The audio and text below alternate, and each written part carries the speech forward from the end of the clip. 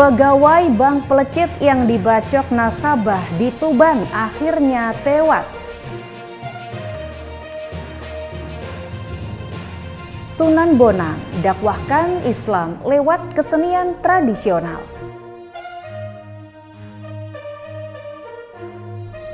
Assalamualaikum warahmatullahi wabarakatuh.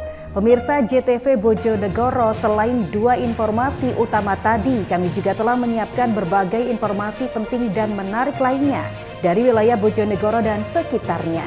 Bersama saya Osa Atman, kita ikuti sketsa Bengawan selengkapnya.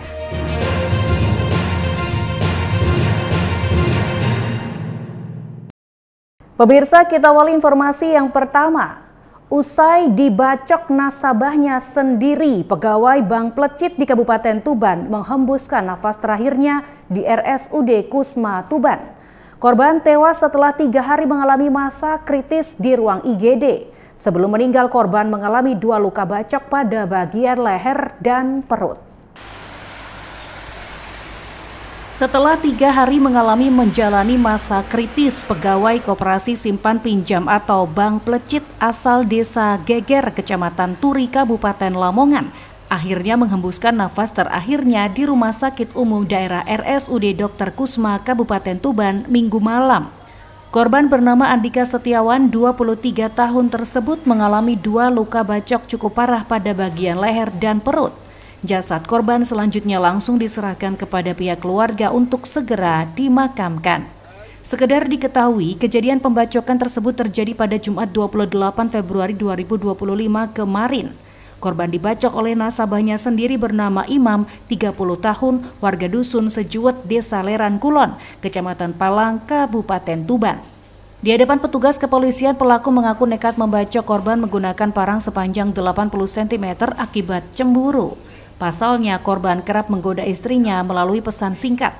Bahkan terakhir korban menawari istrinya uang Rp500.000 agar mau bersetubuh dengannya. Mengetahui hal tersebut, pelaku memancing korban dengan menyadap handphone istrinya agar datang ke rumahnya. Setibanya di rumah pelaku, korban langsung dibacok pada bagian perut sebelah kiri dan leher. Korban sempat melawan dan hendak melarikan diri, namun karena luka parah yang dideritanya, korban akhirnya terkapar. Pembacokan di Palang. Jadi korban setelah dirawat di RSUD Kusma itu sempat mengalami kritis, kemudian dilakukan perawatan dan dinyatakan meninggal dunia pada hari malam Minggu tanggal 1 kurang lebih pukul 18.23, hampir setengah 7. Dan dari hasil olah TKP itu kronologi seperti apa sih? Kronologi, jadi korban itu diajak janjian sama pelaku, kemudian sampai langsung sama pelaku ditebas leher dari belakang dan ditusuk perutnya. Itu pas di atas motor ya? Di atas motor. Dan untuk pasal yang disangkakan? Pasal yang disangkakan awalnya adalah 354 ayat 1, kemudian karena ini meninggal dunia ditambahkan pasal 354 juga nambah ayat 2. Untuk saya ini tersangka di mana nih? Tersangka kita tahan di Polres Tuban. Atas perbuatannya, kini pelaku harus mendekam di sel penjara Mapolres Tuban. Pelaku dijerat pasal 354 ayat 1 dan 2 KUHP tentang penganiayaan yang mengakibatkan kematian dengan ancaman hukuman maksimal 10 tahun penjara. Ziki Muhammad, Husni Mubarok, JTV Tuban. Sementara itu, sebuah pohon berukuran besar di Kabupaten Nganjuk tumbang dan menimpa 2 rumah warga. Selain menyebabkan rumah rusak, kejadian ini juga membuat seorang warga mengalami luka-luka. Sebuah pohon besar yang ada di tepi jalan Desa Sukomoro, Kecamatan Sukomoro, Kabupaten Nganjuk, mendadak tumbang. Akibatnya 2 rumah milik warga setempat rusak akibat tertimpa pohon tua tersebut. Rumah milik Marni, 52 tahun, warga setempat mengalami kerusakan parah hingga rata dengan tanah. Sementara 1 rumah lainnya mengalami rusak ringan. Selain itu, seluruh perabotan di dalam rumah korban juga turut rusak, di antaranya kulkas, mesin jahit, dan etalase. Menurut Marni, peristiwa tersebut terjadi pada Minggu sekitar pukul 18 waktu Indonesia Barat. Saat kejadian, ia sedang menjahit, namun tiba-tiba ia merasa ada guncangan seperti gempa dan rumahnya langsung tertimpa pohon yang ada di tepi jalan. Akibat kejadian ini, Marni mengalami luka pada bagian kepala dan dada akibat tertimpa puing pohon dan atap rumahnya yang runtuh. Belum diketahui penyebab pasti tumbangnya pohon ini, pasalnya saat kejadian tidak ada angin ataupun hujan. Diduga pohon tersebut tumbang akibat termakan usia. Yang gini. Ya. Terus saya berpikirnya kok apa gempa apa, terus aku melayu lari ke belakang. Gitu. Tapi nggak nutut, saya ketiban pintu kayu-kayu itu. Tapi untungnya saya tuh murep gitu posisinya.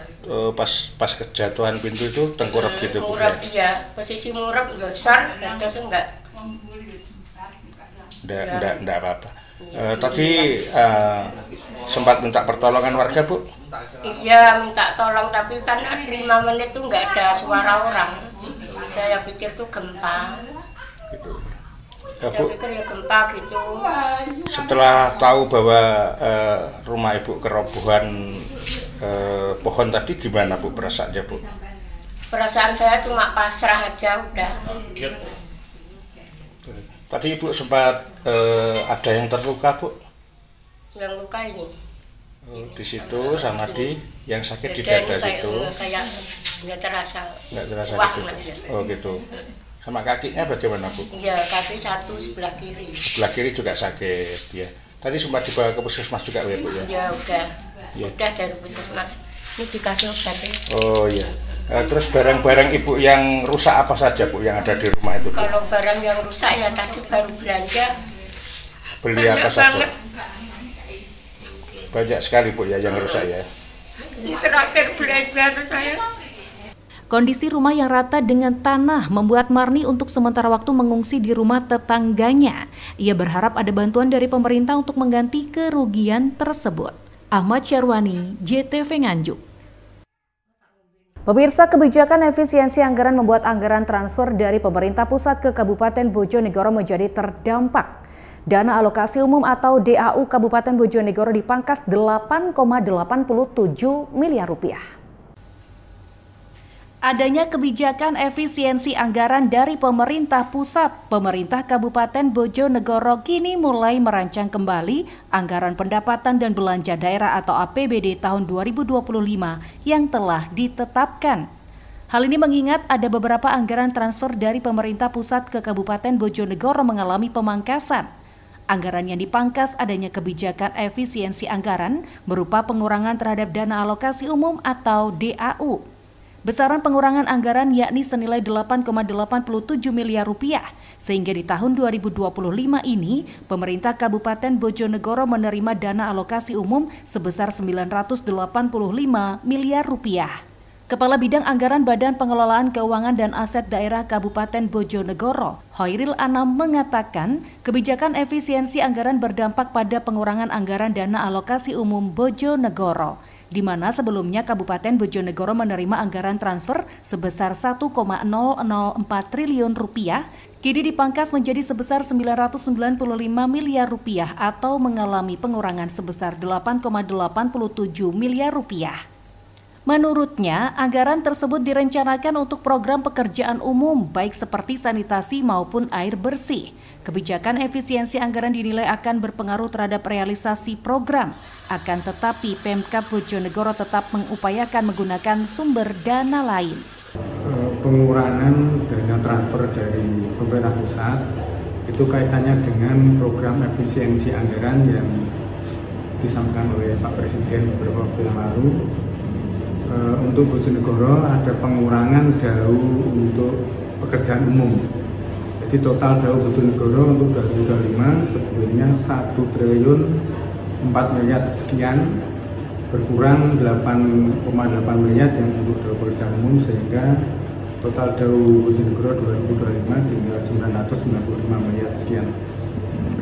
Pekerjaan umum itu bisa dijelaskan sebenarnya digunakan apa? DAU pekerjaan umum ini sebenarnya dialokasikan untuk sanitasi.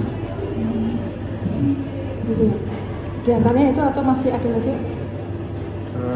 Sanitasi dan air bersih. Itu pengaruh enggak Pak dengan ada pengurangannya? Dengan Bojonegoro memiliki APBD sebesar ini? Ya kalau berpengaruh ya tetap berpengaruh ya. Cuma nanti kita upayakan untuk didanai dari sumber dana yang lain. Edo Jody Aldian, JTV Bojonegoro. Pemirsa, jangan kemana-mana karena sesaat lagi kami akan segera kembali dengan informasi mengenai atasi inflasi. Wabub Nurul Azizah ajak warga tanam cabai hingga tomat di rumah. Tetaplah bersama kami.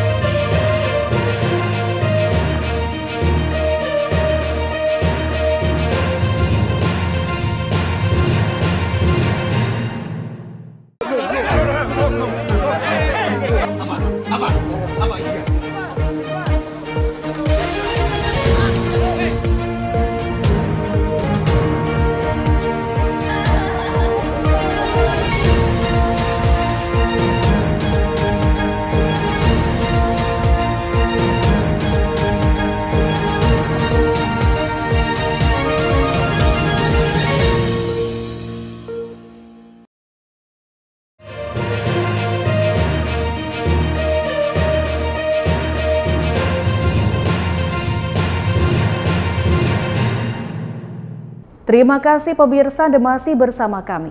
Wakil Bupati Bojonegoro Nurul Azizah menyarankan agar warga memanfaatkan lahan pekarangan di sekitar rumah untuk dapat ditanami baik cabai, terong hingga tomat. Langkah tersebut dilakukan agar dapat menjadi salah satu upaya untuk menekan angka inflasi di tengah naiknya harga kebutuhan pokok. Momentum Ramadan setiap kali sering dibarengi dengan naiknya harga kebutuhan pokok, tak terkecuali harga bumbu dapur terutama cabai. Saat ini harga cabai sendiri di pasaran sudah menyentuh angka hampir Rp90.000 per kilogramnya, sehingga hal tersebut menjadi beban tersendiri bagi warga untuk memenuhi kebutuhan sehari-hari. Menanggapi hal tersebut, Wakil Bupati Bojonegoro Nurul Azizah menyampaikan kenaikan harga komoditas pokok di pasaran menjadi perhatian bagi tim pengendalian inflasi daerah. Wabub Nurul berharap masyarakat dapat memanfaatkan pekarangan rumah untuk ditanami berbagai macam tanaman, baik itu cabai, tomat, ataupun terong, sehingga nanti dapat mengurangi beban pengeluaran masyarakat di saat harga komoditas tersebut mengalami kenaikan. Bu, melihat kondisi saat ini pasar seperti harga cabai ini juga merangkak naik, bahkan hampir 90.000, akan ada operasi pasar tinjau ke pasar-pasar daerah, Bu, dari Pemkab Bojonegoro sendiri? Saya kira ini nanti harus menjadi fokus termasuk sebagai program tim pengendalian inflasi daerah. Karena dengan harga cabai yang tinggi, ini akan berpengaruh terhadap TPG atau inflasi suatu kabupaten. Maka yang akan kita sampaikan kepada seluruh camat bahwa masyarakat sekarang disadarkan untuk menanam di sekitar rumah tempat tinggal, yaitu menanam beberapa komponen pepohonan termasuk juga komblok atau cabai, tomat, termasuk sayur mayur. Pemkab Bojonegoro sendiri beberapa waktu lalu telah melaksanakan gerakan pangan murah yang menjadi salah satu upaya untuk menekan angka inflasi di Kabupaten Bojonegoro. Edo Jody Aldian, JTV Bojonegoro. Sementara itu, Menteri Koordinator Bidang Pangan Zulkifli Hasan optimis swasembada pangan dapat terrealisasi tahun ini. Hal ini seiring dengan harga gabah kering panen GKP sebesar Rp6.500 per kilogram. Diharapkan mampu mensejahterakan petani, sehingga ia meminta Bulog untuk selalu hadir melakukan penyerapan gabah petani.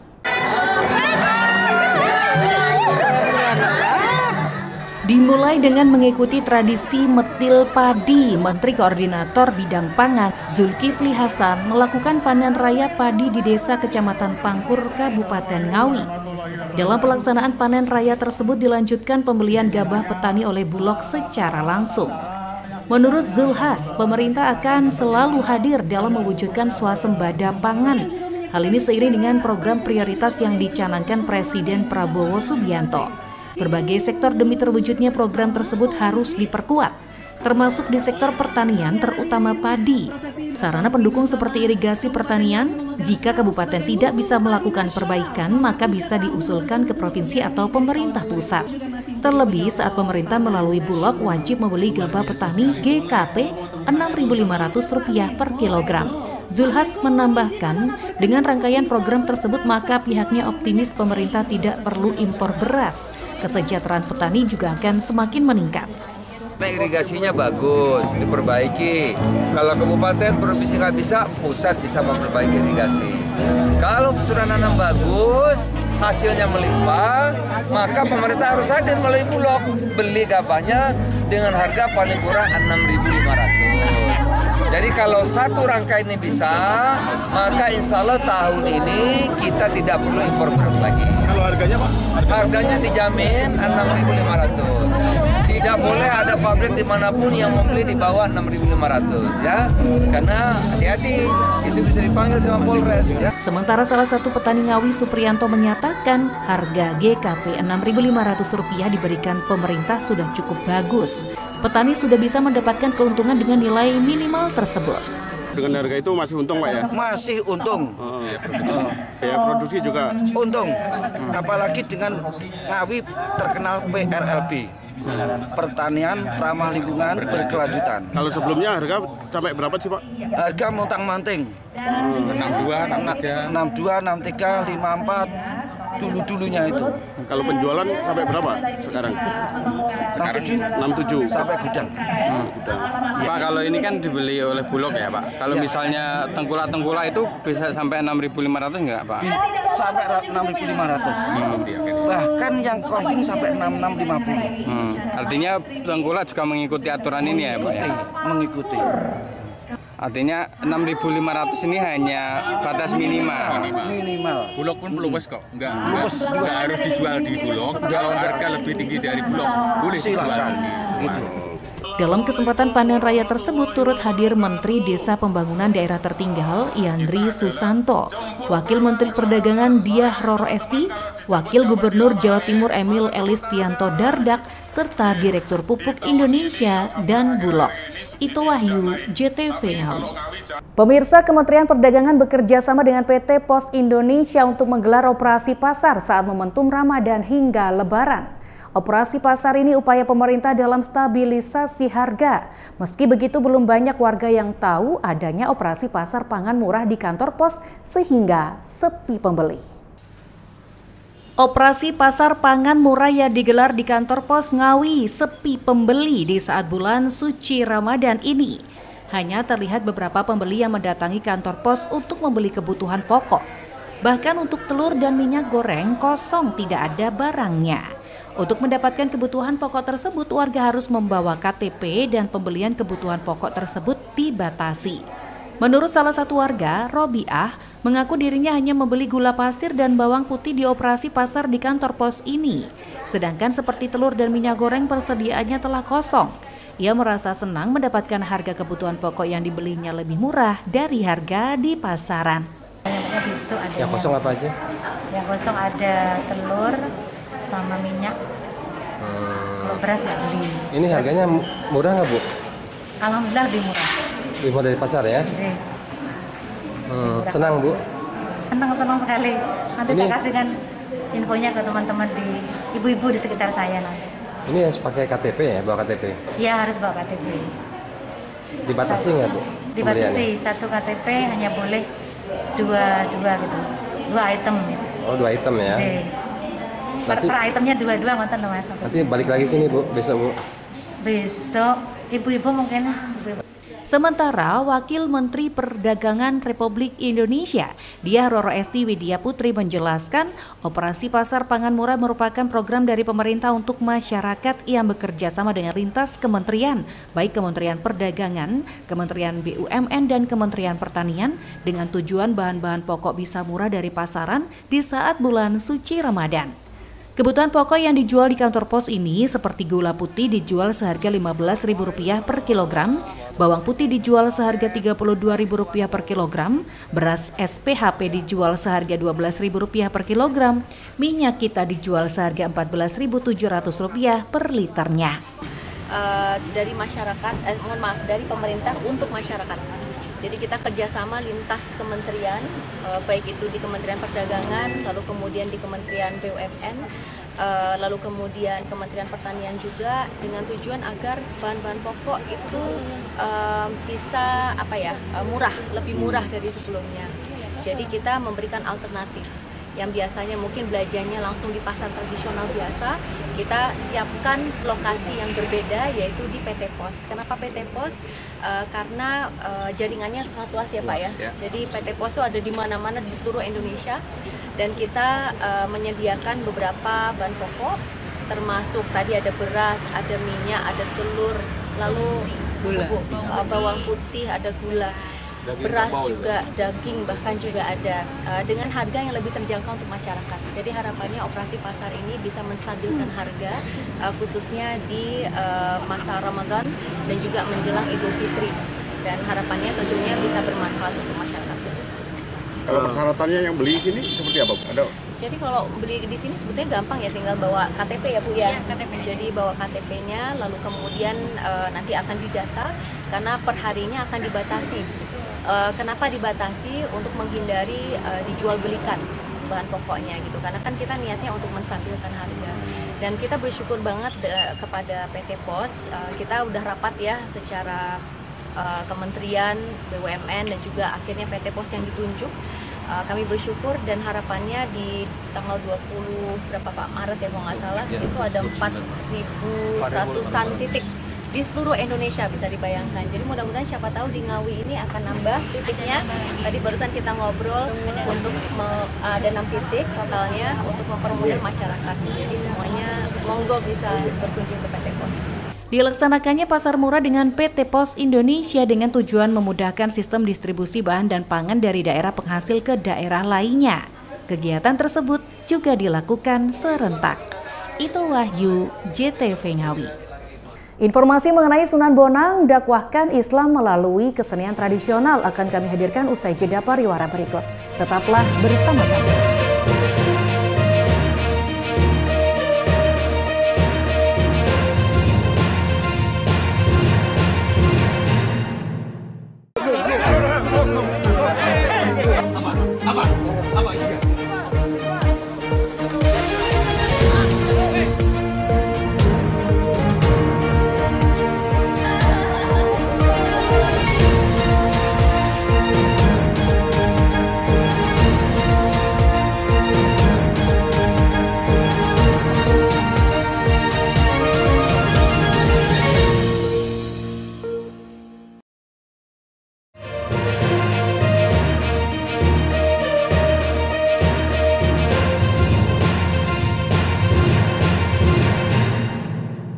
Terima kasih pemirsa Anda masih bersama kami.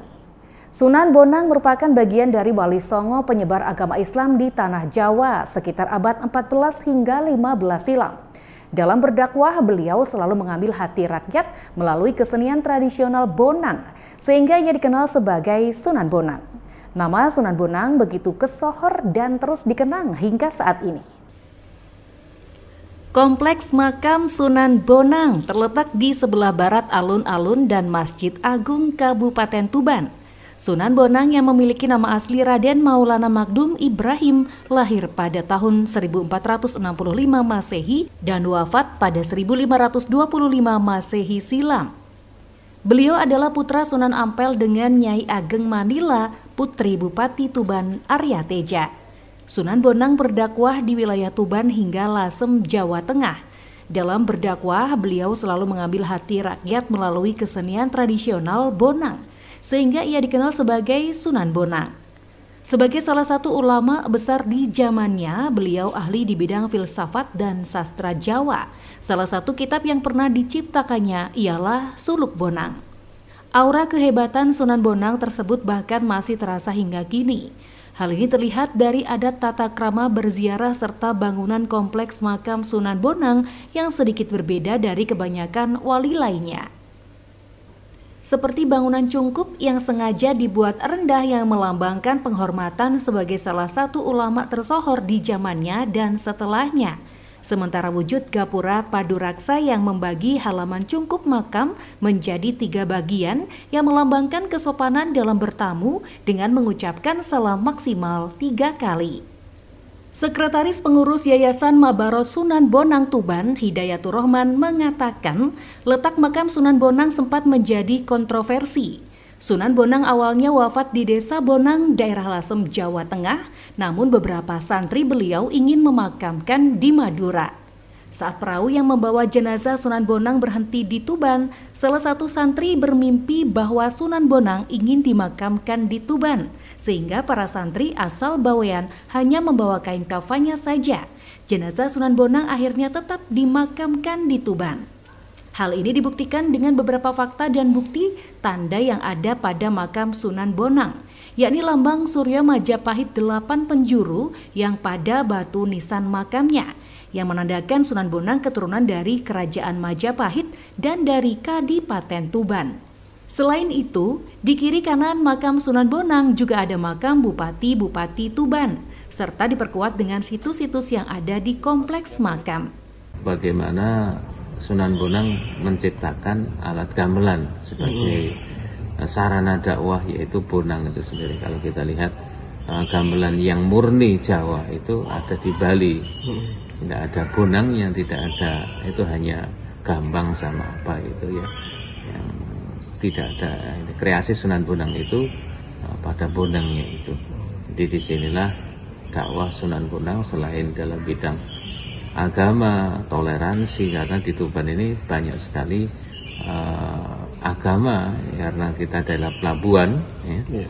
Pelabuhan di sini ada orang Cina yang menetap di kota Tuban, ada sebagian orang Islam, ada sebagian juga orang Hindu, semakin besar, Buddha juga sama, sehingga lebih toleransi digambarkan dengan peninggalan beliau, yaitu Kalpataru, itu yang ada di sekarang. Dulu di sini Kalpatarunya untuk supaya merawat dan lebih terjaga keamanannya, sekarang dipindah di Museum Kambang Putih. Ya.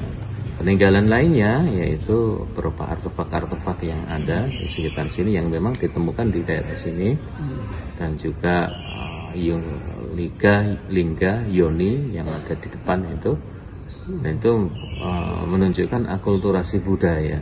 Jadi bahwasanya Islam datang itu bukan dalam kekerasan, dalam paksaan, tetapi lebih menyalami bagaimana budaya Hindu yang sudah ada itu bisa diselami sehingga mudah diterima Islam oleh orang Jawa ini, terutama di Kadipaten Tuban. Dalam menyebarkan agama Islam, Sunan Bonang menggunakan pendekatan kultural dengan memasukkan seni ke dalam dakwahnya. Hal ini membuat dakwah Sunan Bonang dengan mudah diterima oleh masyarakat. Ziki Muhammad, Husni Mubarok, JTV Tuban. Sementara itu, kaldu kokot jumbo di Kabupaten Sumeneb, Madura menjadi pilihan sempurna untuk berbuka puasa. Sajian khas Madura ini menghadirkan kuah kental yang gurih dengan daging empuk yang menggugah selera. Penasaran seperti apa kelezatannya? Berikut liputannya untuk Anda. Kaldu kokot dengan olahan kuah kental dan daging yang empuk menjadikannya menu favorit buka puasa masyarakat di Desa Juluk, Kecamatan Saronggi, Kabupaten Sumeneb, Madura. Keunikan kaldu kokot tidak hanya terletak pada rasanya yang kaya rempah, tetapi juga pada sensasi menikmati makanan tradisional yang tetap lestari di tengah perkembangan kuliner modern. Tak heran, setiap Ramadan warung yang menyajikan kaldu kokot jumbo di Desa Juluk selalu dipenuhi oleh para pecinta kuliner. Dengan harga Rp50.000 hingga Rp60.000 per porsi, hidangan ini cocok dinikmati bersama keluarga. Sehingga suasana ngabuburit semakin terasa lengkap dengan pemandangan lalu lalang masyarakat yang menanti waktu berbuka puasa. Pedagang Maani mengatakan bahwa hidangan tersebut laku bisa mencapai 100 porsi untuk hari biasa. Serta harga dibanderol mulai Rp50.000 hingga Rp60.000 karena porsi yang besar. Semua menu. Khusus kaldu kokotnya? Kaldu kokot terutama. Sampai berapa? Kalau tiap harinya 100 porsi. Kokotnya aja, lain kekel sama iga. Untuk harga kaldu kokot dibanderol berapa? Dibanderol 60, soalnya itu jumbo. Yang kalau yang lebih kecil 50. tergantung nanti dikasih 3 lagi. Sementara itu, Mohri selaku pelanggan mengatakan bahwa warung Kokot Ma'ani sangat recommended daripada warung yang lain di daerah setempat karena bumbu yang pas serta kuah yang kental. Secara kasat mata saya lihat lebih yang masakannya lebih kental, bumbunya lebih enak. Itu aja. Saya bukan penikmat kuliner. Setelah saya bandingkan dengan beberapa masakan kaldu kokot di kota itu, saya masih paling recommended di sini. Lezat, mengenyangkan, dan kaya rempah. Kaldu kokot jumbo ini wajib dicoba bagi pecinta kuliner tradisional di bulan Ramadan. Fawaz Irfani, JTV Sumeneb. Pemirsa, berikut tadi informasi terakhir di Sketsa Bengawan edisi hari ini. Jangan lupa follow media sosial kami di alamat di bawah ini dan juga kirimkan kritik saran Anda ke alamat email jtvbojonegoro@jtv.co.id. Saya Osa Adnan beserta seluruh kerabat kerja yang bertugas mohon undur diri dari hadapan Anda. Terima kasih atas kebersamaannya. Wassalamualaikum dan sampai jumpa.